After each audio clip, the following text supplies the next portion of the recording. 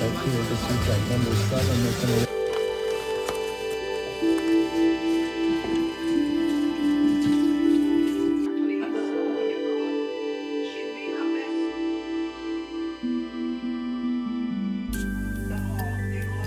The farmer's market was so good today. I think there's so many new additions that were there this week that weren't there either the week or two that I went previously. There's just so much abundance right now, so it's actually my favorite time to go to the farmer's market.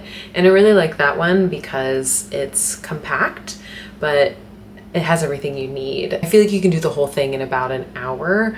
So we took our time walking through, got some coffees, got some pastries, got our haul. And one of the things I got, I want to bake with. So I've never made rhubarb before, nor do I know what it tastes like. I feel like I've always seen it paired with strawberries because it's tart, and so the strawberries kind of counteract with some sweetness. But I'm going to bake a rhubarb cake with like a really pretty geometric pattern on the top, so kind of like a rhubarb upside down cake. And I think that would be really nice to try and experiment with because it's a pretty standard cake mix with this pretty geometric pattern on top. So it doesn't seem too hard and a good way to try rhubarb. I'm sure I must have tried it before, but I just can't remember where that would have been from. I really got into, I've been baking ever since I can remember. I can't remember not baking. I actually remember getting a easy bake oven when I was a little kid, and even though I'm by no means a professional baker at all, I do bake a lot and I like to test myself with new and interesting recipes, whether it's pastry like croissant or danishes or something like that, or if it's something really straightforward like a cake. But I like the idea of trying new things and trying to perfect recipes. So that's kind of what makes me think that I could kind of do whatever I want. And most often it doesn't look that great, but it tastes really good. So in my mind, that's all that matters. But when it looks good and tastes good, that's a winner. And sometimes I'm like, maybe I should just quit my job and become a baker full time, because this is one of the longest hobbies that I've had. Like, I don't know about you, but I cycle through hobbies. It's a really bad habit. Every 2 years, I'll pick up a new hobby, I'll pick up a new skill, get really excited about it, and then put it down and do something else. But baking is this like through line hobby that I've had honestly ever since I can remember. So for now, we're just gonna make a cake, but I don't know, I've been ruminating about that lately.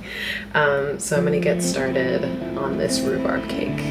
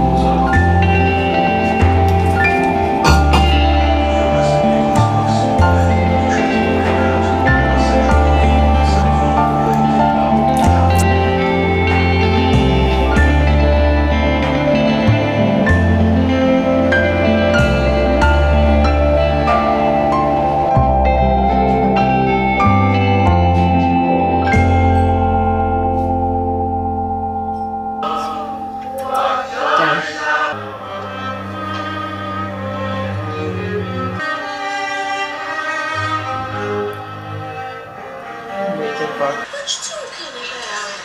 Lieutenant Cumberbatch, I spoke to on the telephone.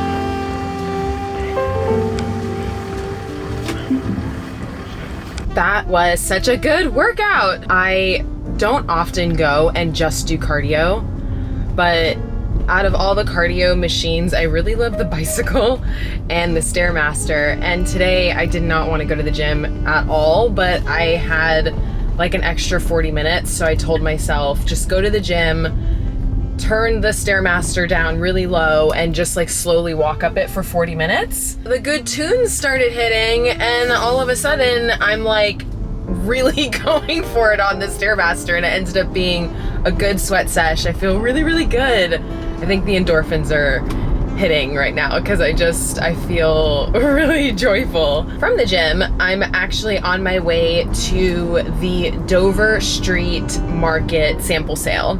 It's been going on for a couple of days, but I haven't managed to make my way over there, and hopefully there's not like a crazy long line or anything because it is ticketed. That's my hope. The tickets were free. I think it's just like 2-hour slots.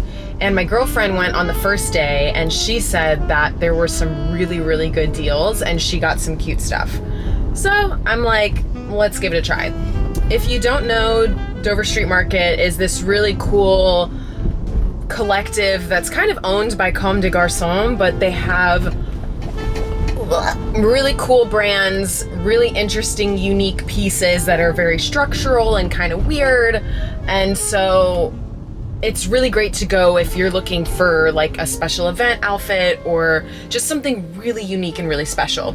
And for me, I've gone there a couple times and I usually leave empty-handed because it's just so expensive. So I'm hoping that I can get a really good deal on something really cute and really unique. That's my goal. So we're gonna head over there now and hopefully scoop up some stuff.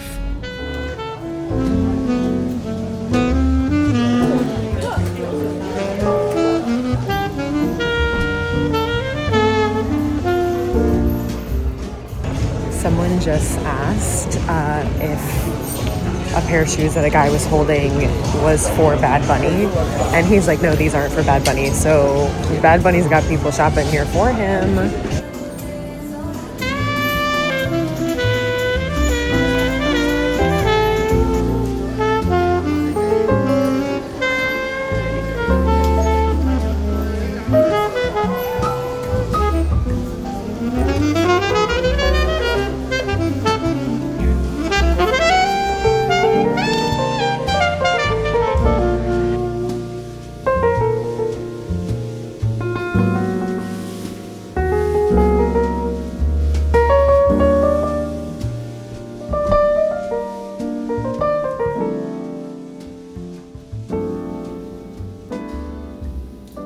This turned out so well.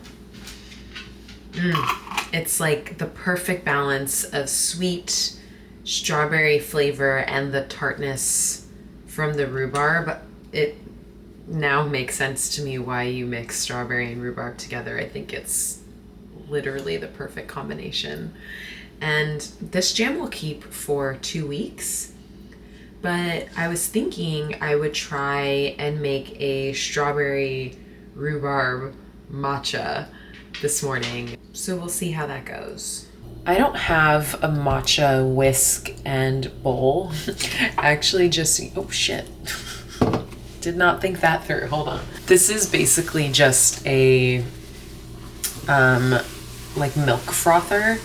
It has those little like whisks, you can see down at the bottom, and I just use it to whisk my matcha. I don't know, for any of the matcha aficionados out there, is doing it in a bowl actually better, or is it just more traditional, more authentic? Because then I will absolutely switch, but this is just more convenient, so that's kind of why I do it. Okay, I'm gonna set this. Looks like a good amount.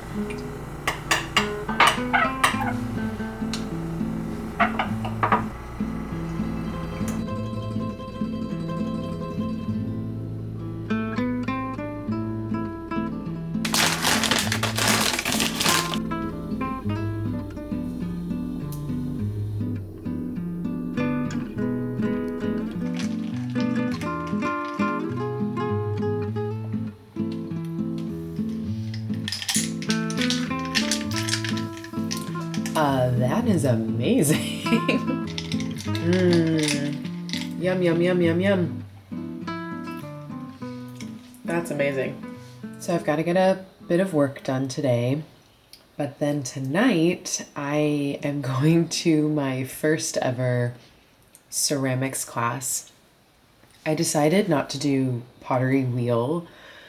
I've done pottery wheel in the past. I didn't really enjoy it, but I didn't really have formal training, so it could also be that I just wasn't very good and I didn't know what I was doing.